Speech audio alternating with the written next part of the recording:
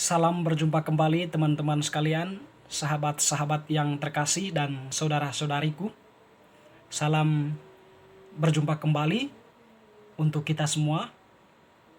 Marilah kita kembali lagi pada kesempatan ini bersama-sama mendengar dan merenungkan sabda Tuhan. Kita mendengar dan merenungkan sabda Tuhan yang diambil dari Injil Lukas bab 21 ayat 20 sampai 28. Apabila kamu melihat Yerusalem dikepung oleh tentara-tentara, ketahuilah bahwa keruntuhannya sudah dekat. Pada waktu itu, orang-orang yang berada di Yudea harus melarikan diri ke pegunungan, dan orang-orang yang berada di dalam kota harus mengungsi, dan orang-orang yang berada di pedusunan jangan masuk lagi ke dalam kota. Sebab itulah masa pembalasan di mana akan genap semua yang ada tertulis. Celakalah ibu-ibu yang sedang hamil atau yang menyusukan bayinya pada masa itu. Sebab akan datang kesesakan yang dahsyat atas seluruh negeri dan murka atas bangsa ini.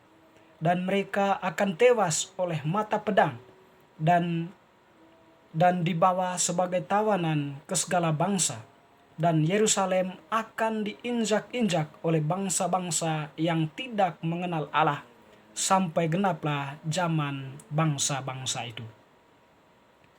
Dan akan ada tanda-tanda pada matahari dan bulan dan bintang-bintang, dan di bumi bangsa-bangsa akan takut dan bingung menghadapi deru dan gelora maut. Orang akan mati ketakutan karena kecemasan berhubungan dengan segala apa yang menimpa bumi ini, sebab kuasa-kuasa langit akan goncang. Pada waktu itu orang akan melihat Anak Manusia datang dalam awan dengan segala kekuasaan dan kemuliaannya. Apabila semuanya itu mulai terjadi, bangkitlah dan angkatlah mukamu, sebab penyelamatanmu sudah dekat. Demikianlah Injil Tuhan, terpujilah Kristus.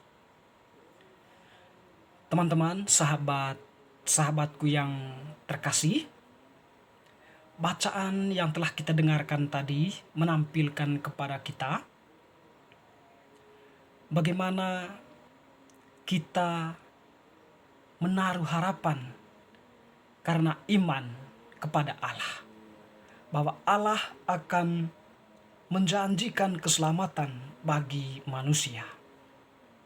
Dalam kehidupan nyata, tentu kita pernah berhadapan dengan berbagai persoalan yang sulit untuk dipecahkan, atau menghadapi penyakit yang susah untuk disembuhkan, menghadapi penderitaan yang luar biasa yang berada di luar kemampuan kita sebagai manusia untuk mengatasinya.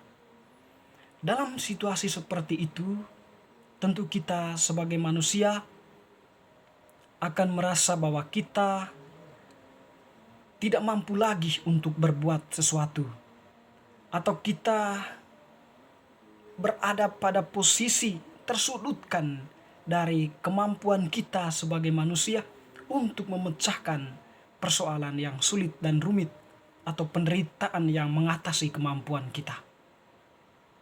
Ketersudutan kita karena ketidakmampuan kita menghadapi persoalan kesulitan dalam hidup, penderitaan dalam hidup, tentunya tetap mempunyai suatu harapan bahwa kita akan memperoleh kekuatan lain yang bisa menyentuh atau yang bisa mengangkat kembali harapan akan keseimbangan hidup kita, harapan akan kesembuhan, dan harapan akan sukacita seperti biasanya. Teman-teman, saudara-saudariku yang terkasih, akhir-akhir ini kita, atau 1 tahun lebih, bahkan mungkin sudah memasuki 2 tahunan, kita berhadapan dengan pandemi, yaitu wabah global yang menyerang seluruh bangsa atau negara yang ada di bumi ini. Kita takut dan cemas sebab virus tersebut mempunyai akibat yang fatal untuk hidup kita. Virus tersebut bisa mengakibatkan kematian, dan tentunya kita telah menyaksikan ada banyak saudara dan saudari kita mengalami kematian karena diserang virus tersebut. Kecemasan dan ketakutan berhadapan dengan penyakit tersebut tentu meluap dari dalam diri kita. Dan dalam ketersesakan seperti itu, kita tentunya mengharapkan akan adanya kekuatan lain atau akan adanya campur tangan yang kuasa untuk bisa membantu manusia, membantu bumi ini, membantu seluruh bangsa untuk mengatasi penyakit tersebut. Dalam pengalaman bangsa-bangsa atau pengalaman setiap negara mempunyai cara tersendiri menyelesaikan persoalan ini. Dan tentunya cara-cara mereka tidak terlepas dari campur tangan Tuhan yang dengan caranya sendiri telah memakai begitu banyak orang untuk memecahkan persoalan penyakit wabah virus COVID-19 ini. Teman-teman yang terkasih, harapan itu perlu ketika kita berhadapan dengan berbagai persoalan, berhadapan dengan penderitaan hidup, berhadapan dengan kehancuran pengalaman dalam hidup, berhadapan dengan keterbatasan-keterbatasan kita sebagai manusia. Bahwa di tengah keterpurukan yang kita alami sendiri, Tuhan tidak pernah menutup mata. Dan terpenting bahwa kita tetap mengarahkan hati kita kepadanya, berdoa kepadanya, meminta belas kasihannya, sebagaimana umat Israel yang dalam masa-masa perbudakan mereka di Mesir, Allah mendengarkan doa dan jeritan mereka, sehingga Allah pun bertindak membebaskan mereka dari perbudakan yang mereka alami. Demikian pun dengan kita setidaknya seperti itu.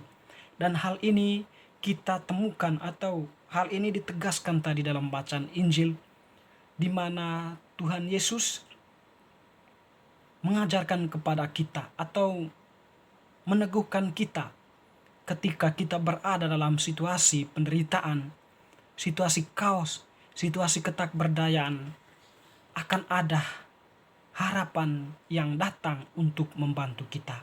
Jadi Tuhan tadi dalam bacaan Injil mengangkat tentang keruntuhan Yerusalem atau runtuhnya Yerusalem, di mana Yerusalem itu runtuh disebabkan karena bangsa-bangsa lain menyerbunya, pasukan-pasukan bangsa asing menyerbunya, bahkan membunuh rakyatnya.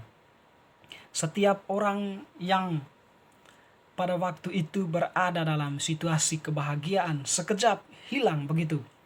Dalam situasi sukacita, semuanya itu berlalu. Dan setiap orang yang mengharapkan kedatangan manusia baru dalam keluarga hilang begitu saja. Dan dalam situasi seperti itu kita membayangkan bahwa orang-orang Yerusalem berada dalam ketakutan.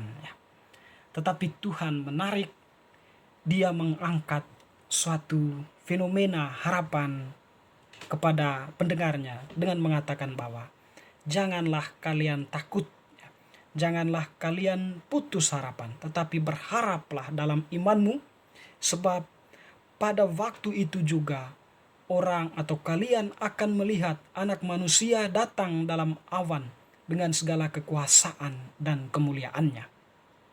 Artinya di sini bahwa di tengah penderitaan manusia, Tuhan selalu datang dalam kekuasaan dan kemuliaannya.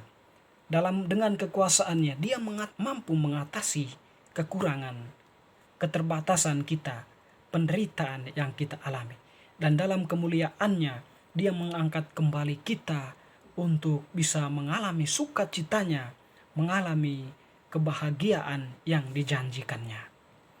Teman-teman, saudara-saudariku yang terkasih, kita yang telah dibaptis tentu bacaan ini sebagai bentuk persiapan bagi kita untuk menyambut masa Advent,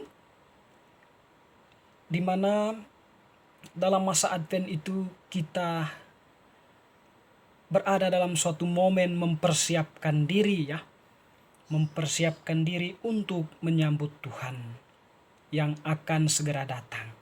Dan dalam aktivitas kita atau penantian kita pada masa Advent itu, hal yang kita lakukan itu adalah berpuasa, berdoa, berbagi, dan sebagainya.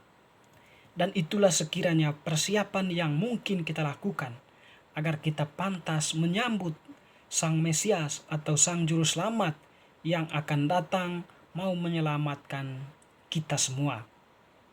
Dan juga pada masa Advent ini kita juga diajak untuk semakin memperteguh iman kita di tengah keguncangan harapan kita, di tengah ketakberdayaan kita, di tengah keterbatasan kita sebagai manusia, di tengah ketidakmampuan kita menghadapi berbagai penderitaan dan persoalan hidup kita. Tuhan dalam masa penantian ini mengajak kita untuk tetap bertahan, berdoa, dan juga berbagi, sebab akan ada saatnya Dia akan datang dalam kekuasaan dan kemuliaannya, mengangkat kembali kita dari keterpurukan yang kita alami ke dalam kemuliaannya. Teman-teman yang terkasih, tentu bacaan ini juga mau mempertegas kepada kita, iman itu membuahkan harapan. Jadi kita beriman kepada Kristus, kita percaya kepada Dia sebab Dia itu adalah Tuhan dan Allah kita yang mampu atau yang mempunyai kekuasaan, yang adalah Raja semesta alam, yang mampu mengalahkan segala penderitaan manusia, yang mampu mengalahkan maut. Dan tentunya karena hal inilah maka kita pun menaruh harapan bahwa Tuhan pun akan mau membantu kita dalam kekuasaannya, dalam kemuliaannya, memberikan kita bantuan untuk mengatasi persoalan hidup. Dan juga dalam kemuliaannya Tuhan menganugerahkan kita sukacita. Disinilah peran iman kita yang membangkitkan harapan. Dan harapan itu akan terpenuhi ketika kita mampu juga melakukan apa yang menjadi kehendak Tuhan sendiri, yaitu berbuat kasih terhadap sesama. Kasih juga memampukan kita untuk menyatu dengan keselamatan objektif yang disediakan oleh Tuhan. Sebab dalam kasih kita melakukan tindakan keselamatan atas diri kita sendiri atau keselamatan subjektif yang kita tunjukkan ke tengah dunia ini, yang kita tunjukkan kepada saudara-saudara kita yang membutuhkan. Sebab saudara-saudara kita yang membutuhkan itu akan mengalami sukacita ketika kita mampu memberikan yang terbaik juga untuk mereka. Dan pada saat itu juga kita meyakini bahwa Tuhan mau datang dan membantu kita, sebab kita sudah mempersiapkan dengan sungguh akan kedatangannya dalam iman kita, karena iman, harapan kita, dan karena kasih yang telah kita tunjukkan kepada sesama kita. Teman-teman yang terkasih, semoga bacaan hari ini meneguhkan iman kita, memberikan kita kekuatan untuk tetap berpegang teguh pada Allah, mengharapkan kasih dan belas kasihan Allah, serta melakukan apa yang menjadi kehendak Allah. Dengan itu kita akan tetap menjadi manusia yang siap sedia untuk berbuah, bertumbuh, dan berkembang di tengah kehidupan ini. Kita akan menjadi manusia yang bermakna bagi sesama dan juga memancarkan cahaya terang di hadapan Tuhan sendiri. Semoga teman-teman bacaan hari ini meneguhkan kita untuk tetap percaya, untuk tetap berharap akan kasih dan cinta Allah atas kehidupan kita, teristimewa penderitaan yang kita alami. Semoga